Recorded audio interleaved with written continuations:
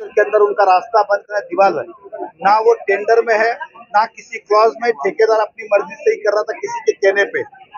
जब उन्होंने रुकाया तो वहां पर योगेश कालेजी राव के पुलिस ऑफिसर आए और ठेकेदार को कहा कि इलीगल काम करो, हम खड़े।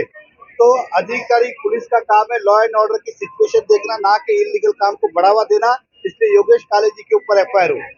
वो ठेकेदार ने कुछ टेंडर में नहीं होने के बाद भी एफआईआर की, इसलिए उसको भी एफआईआर 2। तीसरा, एक दिन बाद 24 घंटे के बाद एमएमआरडी का अधिकारी आते हैं और कहते हैं कि सरकारी अधिकारी के साथ धक्का मुक्की, शिवीगाड़, मारहाण या जो भी अर्थ है 353 दाखिल किया। 353 तब दाखिल होता है जब किसी भी सरकारी अधिकारी के साथ बदतमीजी या मारहाण तब होता है, इसलिए नहीं होता कि काम रोका तो। और चौथा, ये महानगर पालिका के अधिकारी जिन्होंने जगह ही कभी ताबे में नहीं लिया, आज तक एक्विजिशन नहीं किया, प्राइवेट लैंड पे नहीं जा सकते।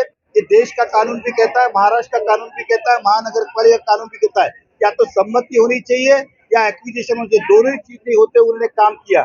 पांचवा, जिस आयो ने इन्वेस्टिगेशन ऑफिसर ने जैसे लगता है कि उसका जवाई आया है, उनको बिठाया, चाय पिलाया और किसी तरह के पेपर नहीं मांगा, किसी तरह की जानकारी नहीं ली, सीधा एफआईआर कर दिया। इसलिए पांचों के ऊपर एफआईआर हो, उसके बाद पुलिस दोनों एफआईआर पे इन्वेस्टिगेशन करे, हमारी भी और उनकी भी, और उसके बाद योग्य निर्णय ले, ये हमारी डिमांड है। ऐसा है, देखिए ऐसा है, पुलिस अधिकारी हो, महापालिका अधिकारी, एमएमआरडी अधिकारी हो, सरकार होते हुए भी कई सारे अधिकारियों को समय समय पे अलग विषय पे सस्पेंड भी किया गया, ट्रैप भी किया गया, निलंबित भी किया गया। जो गलत करेगा सरकार किसकी भी उसको भुगतना पड़ेगा।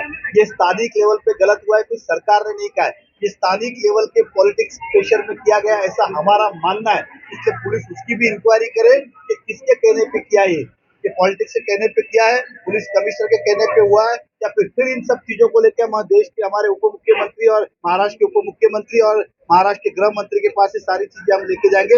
लेकिन हमें स्थानिक लेवल पे लड़ाई लड़ना आता है और इसलिए हम स्थानिक लेवल की लड़ाई पहले लड़ रहे हैं। झूठा केस दर्ज किया गया है तो उस पर कानूनन कार्रवाई होनी चाहिए।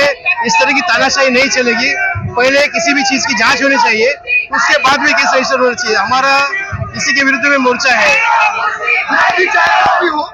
अगर ये कहीं ना कहीं काम चल रहा है, अगर वापस